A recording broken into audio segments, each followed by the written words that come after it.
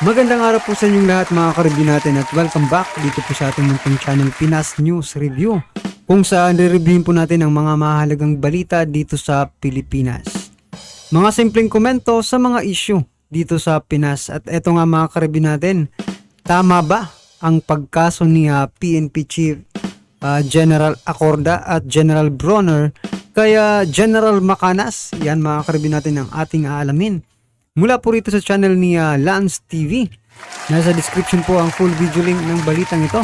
Subscribe na po kayo kay Lance TV. At kung bago ka pa lang at di pa po nakapag-subscribe sa ating munting channel, please don't forget to subscribe.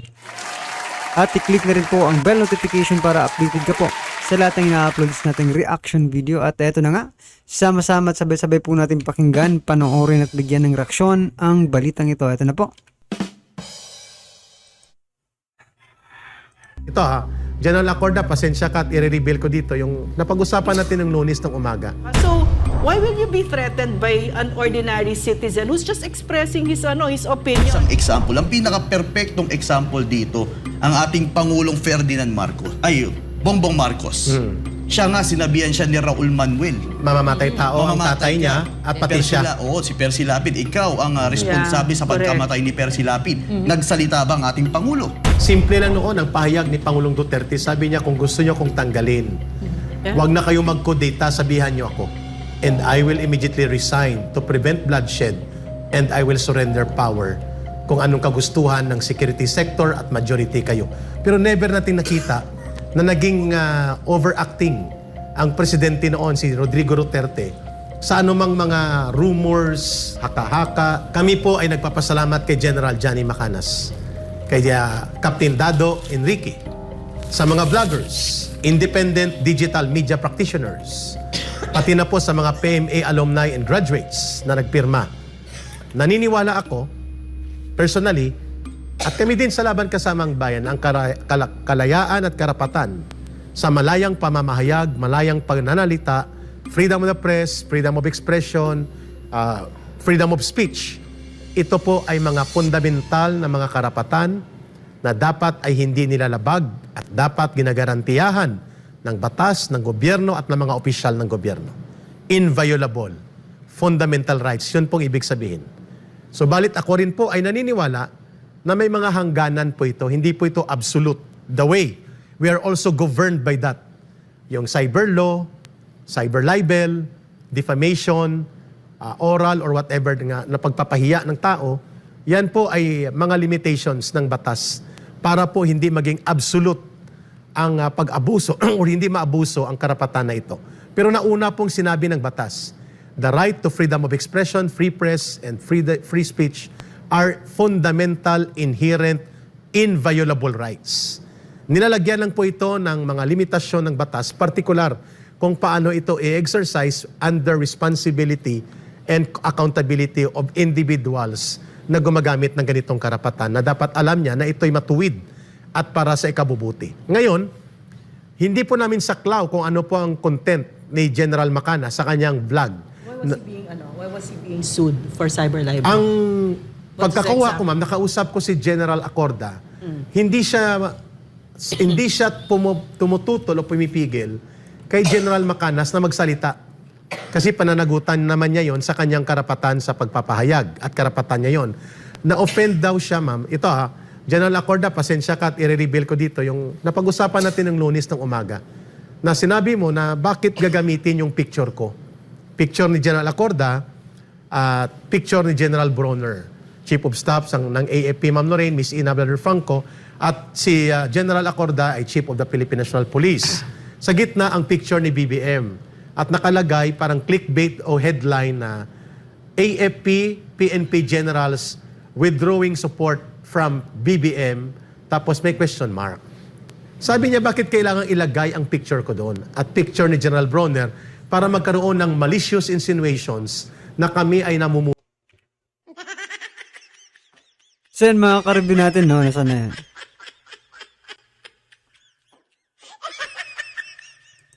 So yan po yung picture mga ka-review natin, no? Para sa akin, no, kasi may nag-comment din mga ka-review natin na sinasabi na na nagbabala siguro balat sibuyas itong si General Acorda, mga karibin natin. Which is na pag ikaw po ay isang government employee, official, ganun, di ba? Dapat ano ka dito sa mga intrigang ito, di ba? Mga kritiko, di ba? Dapat hindi ka po balat sibuyas. Yan, mga karibin. Tanong pala yun, no? Yung eto nga dalawang general will withdraw. Yan supports to BBM. Question mark. Yun, mga karibin natin, parang ano din to parang yung nangyari kay Eric, no, yung nagtatanong siya patungkol sa travel fund ni speaker, di ba? Parang ganun po yung nangyayari din dito. No? Kaya nang sabi ng mga nagko-comment ng mga karibin natin, wag daw kayong maging balat sibuyas kasi mga nagtatrabaho naman po kayo sa gobyerno at mga official po kayo, talagang maya't maya, mayroon talagang babato sa inyo ng mga, di ba? Mga ganyan, di ba?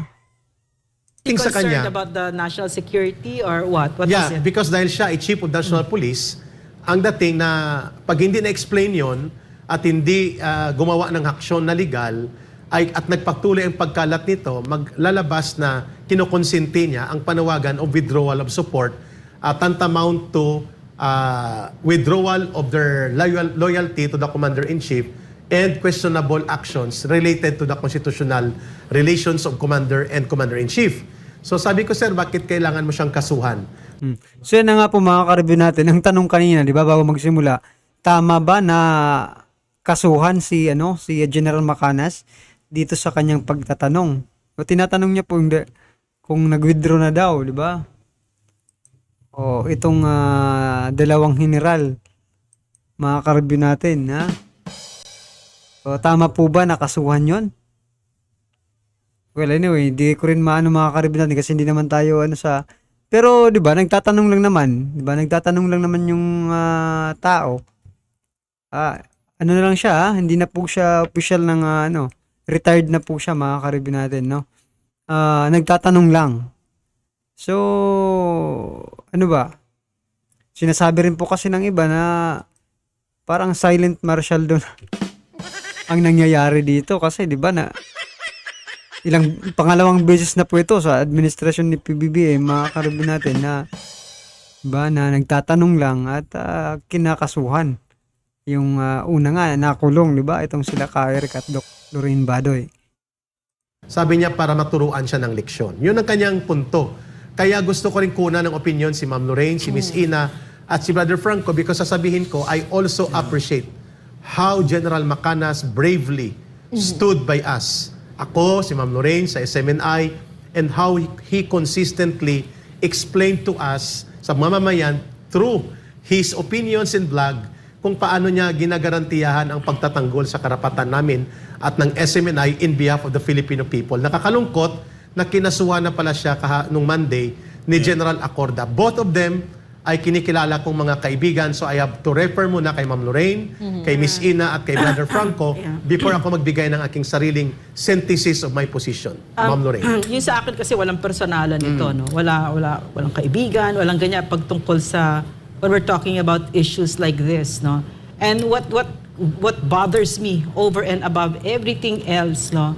Ang napakahalaga na karapatan, that right of free expression. Lalo pa ngayon, that's the internet now, no? That's the nature of the beast, na talagang kailangan maintindihan niya ng mga gumagamit ng internet, di ba? It's a very, kaya nga game changer siya, iba siya, so kailangan intindihin niya siya. And yung karapatan ni General Macanas, tingin ko dito, ay nasusupil. And the way I understood it kasi when I was still in government, no, at that time, I was with the Office of the President.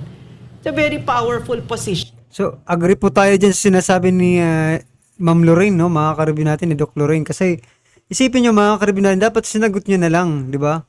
Palagi naman sila nagpapapress con, mga karibin natin, di ba? Palagi naman silang nagpapapogi sa mga, di ba, sa mga press con nila.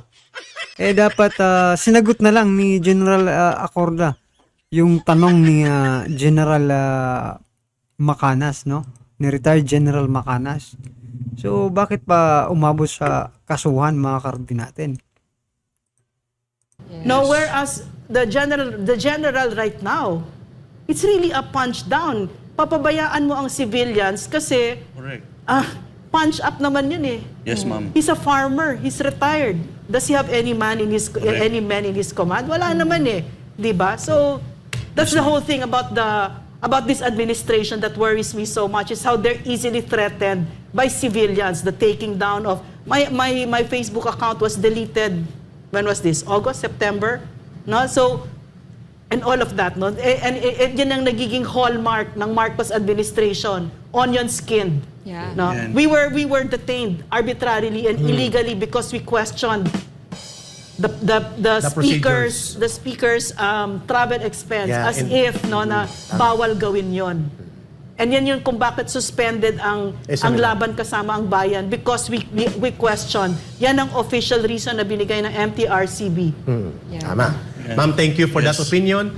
Miss Ina and then Brother Franco. Miss Yes, Ina. yung una kong nalaman ito, Tima, ang una talaga lumabas sa isip ko, talaga, pinatulan niya yun. Parang ganun. I mean, seriously, di ba? I mean, shocking. Yeah. Pinatulan niya talaga yung ganun. Kasi parang, The chief ano PNP. The chief PNP, di ba? Kasi usually, sanay naman ng ating government officials, sa totoo lang di ba? Yun yung assumption natin, tulad nga nabanggit yung Onionsky, di ba? Talaga sanay sa kritisismo, paninira. Yayakapin mo yun. Pero bihira talaga akong nakakarinig na pumapatol eh. Noon even doon, nabanggit mo si dati Pang Rodrigo, bihira yun. Unless talaga nakakasira. Kasi lahat naman, individual, institusyon, afforded ng constitution natin na depensa ng kanilang sarili. Kung talaga naapakaan na yung kanilang pagkatao. Kaso nga ba, nung idudugtong ko rin to sa nangyari itong sa atin last Tama po, mga karbi natin, no? Talagang balat sibuyas po talaga, mga karbi natin. Kasi isipin nyo hindi po, let's say, it's not about the content no? Hindi po sa content yung basihan ng pagkaso ni General Acorda, mga karbi natin. Dito base po sa nire-report nila. Kasi 'di ba, ginamit lang daw yung picture niya.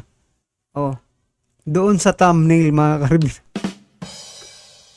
Ibig sabihin, hindi niya pa na ng content, 'di ba? Doon pa lang sa thumbnail, sa picture niya. Doon pala 'yun sa nako po. time na nagtanong or kung napakan ba, nasaktan ba ang kanyang ego or what, di ba? Pinagsagan yung kanyang kapangyarihan. So parang yung nakita natin na minsan napapatanong di talaga ako, masyadong sensitive pikon siguro itong ating pamahalaan ngayon, no? Pero on the other side, Miss Ina, excuse may me. punto naman. Ang sabi mo, parang sa tingin mo, ang dating nitong ginawa ni General Acorda sa pag-file ng kaso against General Macanas is muscle flexing. Parang ganun. Hindi ko, this is not personal. Dinitingnan ko sa general, Sige, sige. kasi parang hindi lang naman si Chief PNP ang nangyari, di ba? Itong sa Congress din na... And then si General Bronner, sabi ng mga Susunod. balita, ay susunod na mag-file ng kaso. because Then, of the destabilization, ang context issue. nila ay nagde-destabilize si General Macanas. Really? An So, ordinary ibig sabihin- citizen can sabi. Ibig sabihin, makapangyarihan siguro si General Macanas para makapagsabi ng ganun at maniniwala din sila na kaya maglunsad ng... Ay nako, mga karbi natin. Nakilala nga lang po natin si General Macanas dahil nung nag-retired na po siya, nag-vlogs na po siya. 'Di ba? Doon lang natin nakilala. Bakit? Nakilala nyo ba? Sa panahon ni Noynoy pa yan si 'di ba? Si General Macanas. O sa panahon ba ni Noynoy, may lumabas bang General 'di ba? Johnny Macanas? Doon lang sana sila, doon sa nag-oath taking, 'di ba? Napanood ko po yung video, mga karbi natin. Tapos sa panahon ni PRD, wala namang ganun ba kalakas yan? General Macanas, retired na po yan. Gaya nga po ng sabi ni Doc Lorraine, wala naman yung mga tauhan na, di ba? Talagang medyo nasasaktan lang siguro itong natin, no? Itong ating mga sa PNP at saka sa AFP, mga karbi. Destabilization effort. Ganun po ba yung sinasabi natin Did they dito? say, may question ako, did they say how General Macanas Yung ma'am, yung title ng destabilized? yung title ng Hindi kanyang ko nga napanood sulat, yun. yung Talaga?